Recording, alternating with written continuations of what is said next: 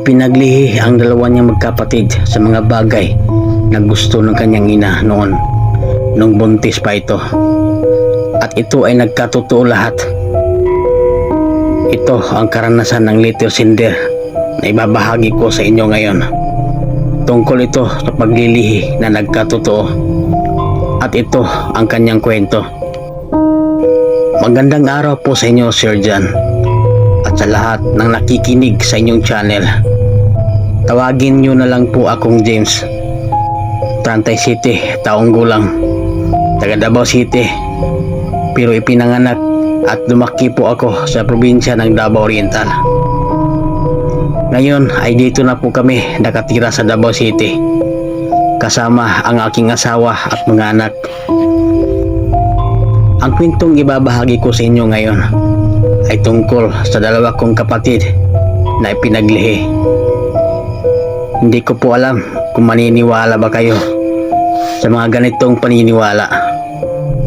Pero sabi kasi ng matatanda na kapag buntis daw ang isang babae, kailangan daw na mag-ingat sa mga tinitingnan o pinagtatawanan.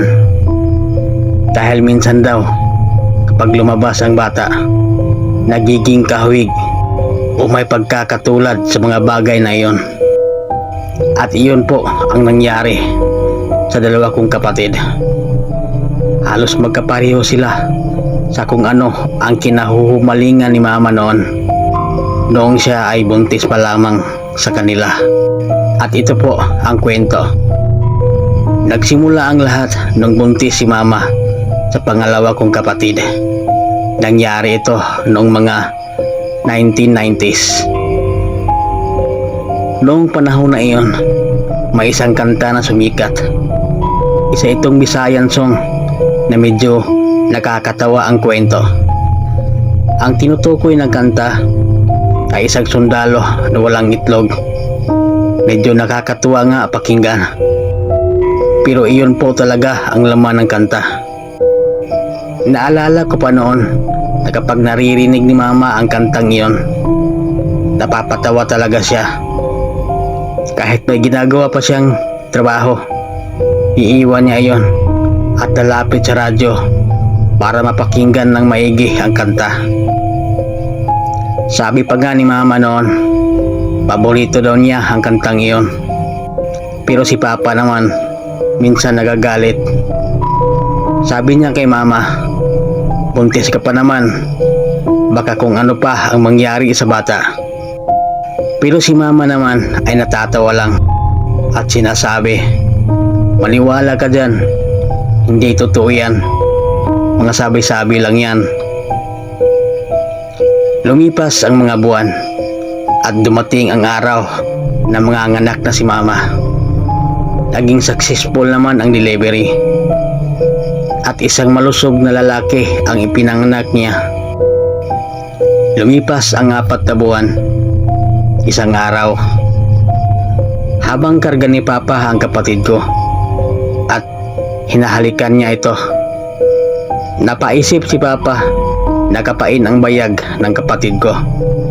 Doon niya napansin ang isang kakaibang bagay. Kinapa niya ito ng mabuti. Pero isa lang ang laman. Sa mga lalaki kasi, 2 dapat ang laman ng bayag. Pero sa kapatid ko, isa lang talaga. Kahit ilang beses pa kapain ni papa, iisa lang talaga. Dahil doon, tinawag niya agad si mama. At nang malaman ni mama ang totoo, nagulat din siya. Lumipas ang maraming taon. Dumating ang panahon na nag-asawa na ang kapatid ko. Ilang taon na silang nagsasama ng kanyang asawa. Pero hanggang ngayon ay wala pa rin silang anak. Hindi rin sila nagpatingin sa doktor para malaman ang dahilan. At minsan napapaisip ako, siguro iyon ang dahilan kung bakit wala pa silang anak hanggang ngayon. At siguro totoo nga ang sabi ng matatanda na ipinaglihi siya sa kantang iyon, na ang tinutukoy ay isang sundalo na walang itlog. Ngayon naman Ito ang kwento ng bunso naming kapatid na ipinaglihi rin. Nangyari naman ito noong mga 2008. Buntis ulit si mama noon. Noong 4 na buwan pa lang ang tiyan niya. May isang teleserye sa ABS-CBN na sobrang sumikat. Ang title nito ay Cookie. Si Cookie ay isang alien na napunta sa mundo. Siya ang bida sa palabas. Kung matatandaan ninyo ang itsura ni Cookie, siya ay maitim ang balat, malapad ang ilong, medyo mataba at malaki ang ulo. At doon nagsimula ang lahat.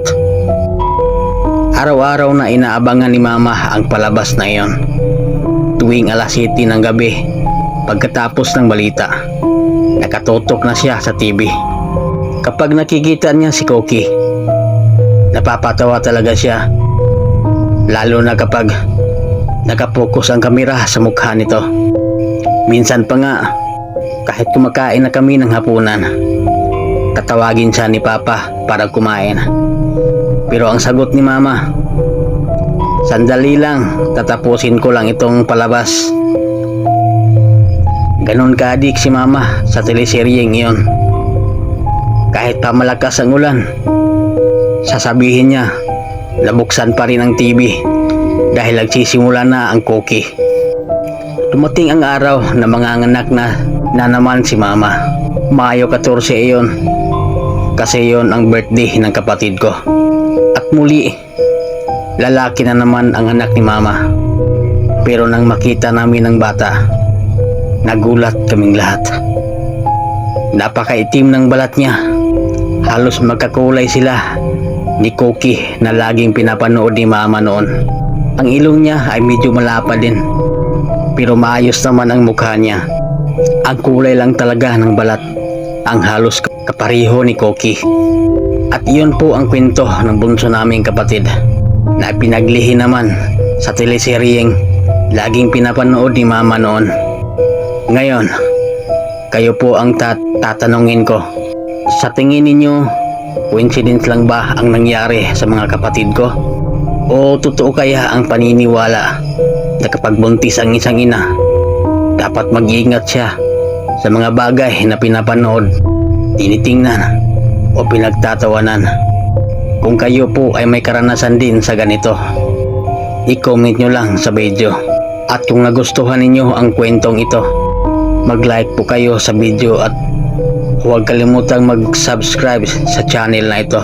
Maraming salamat.